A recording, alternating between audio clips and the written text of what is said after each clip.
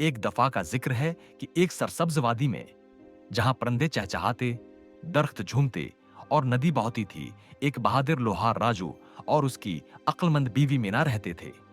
वो दोनों मेहनती और नेक दिल थे, जो सादगी और सुकून की जिंदगी बसर करते थे। राजू और मीना का घर लकड़ी और पत्थरों से बना हुआ था, जो मजबूत और खूबसूरत नजर आता था। उनके पास एक खाने का खूबसूरत इंतजाम था, जहां वो मजेदार खाने खाते। घर के करीब ही एक कनवा था, जो ताजा और ठंडे पानी से भरा रहता था। वो रोजाना कनवे से पानी निकालते और इसे पीने, खाने बनाने और अपने जानवरों को पलाने के लिए इस्तेमाल करते।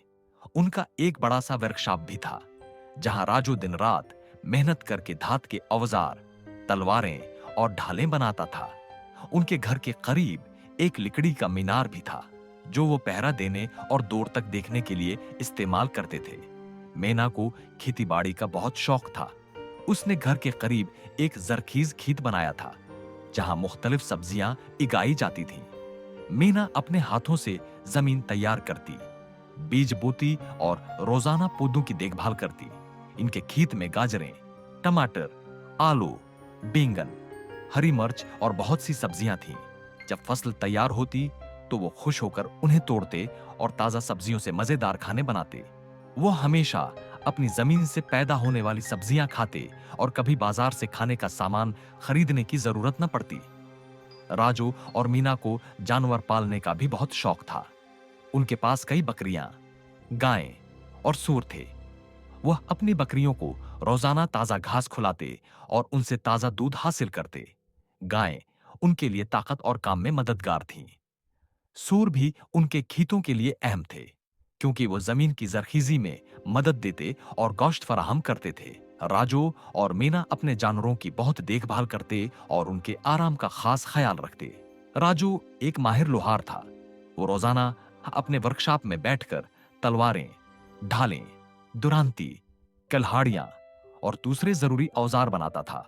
लोग दौर दौर से इसके बनाए हुए हथियार खरीदने आते थे, क्योंकि इसकी तलवारें मजबूत और पायदार होती थीं। मीना भी अपने शौहर का हाथ बटाती थी।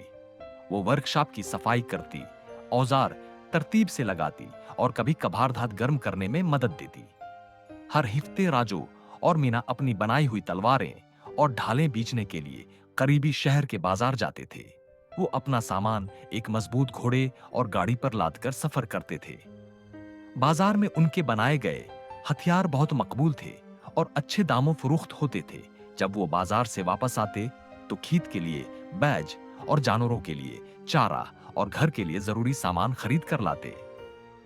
उनकी जिंदगी खुशहाल थी और वो हर दिन खुशी और मोहब्बत के साथ गुजारते थे। एक दिन जब राजू और मीना खेत में काम कर रहे थे, अचानक एक जोरदार धाड़ सुनाई दी। जैसे ही उन्होंने गर्दन घुमा कर देखा, उनके होश उड़ गए। एक बड़ा और खतरनाक शेर उनके जानवरों पर हमला करने के लिए तैयार था।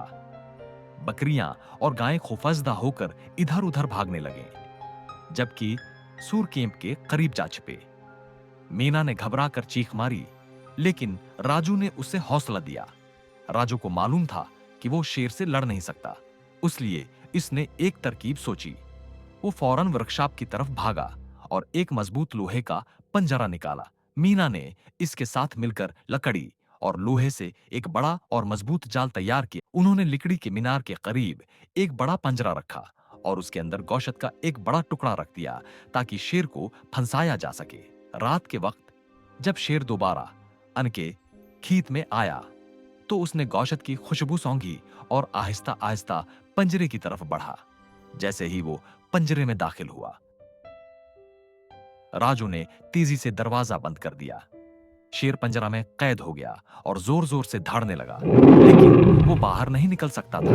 मीना ने खुशी से नारा लगाया, हमने कर दिखाया। अगली सुबह राजू और मीना ने फौरन गांव के सरदार को इत्तला दी। सरदार ने करीबी किले के सिपाहियों को भेजा ताकि वो शेर को अपने साथ ले जा सकें। जल्द ही सिपाही घोड़ों पर सवार आ गए और बड़ी एहतियात के साथ शेर को किले ले गए, जहां इसे जंगल में छोड़ दिया गया ताकि वो दोबारा किसी को नुकसान न पहुंचा सके।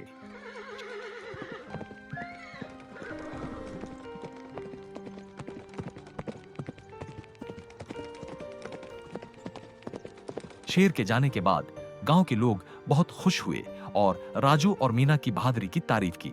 अब उनके खेत और जानवर दोबारा महफूज हो गए थे। उन्होंने अपनी जिंदगी दोबारा मोहब्बत, खुशी और मेहनत के साथ गुजारनी शुरू कर दी। राजू ने अपनी वर्कशॉप में दोबारा काम शुरू किया और मीना ने अपने खेत और जानवरों की देखभाल में दिल लगा दिया। यह कहानी हमें सिखाती है कि अक्ल, मेहनत और बहादुरी से हर मुश्किल का हल निकाला जा सकता है।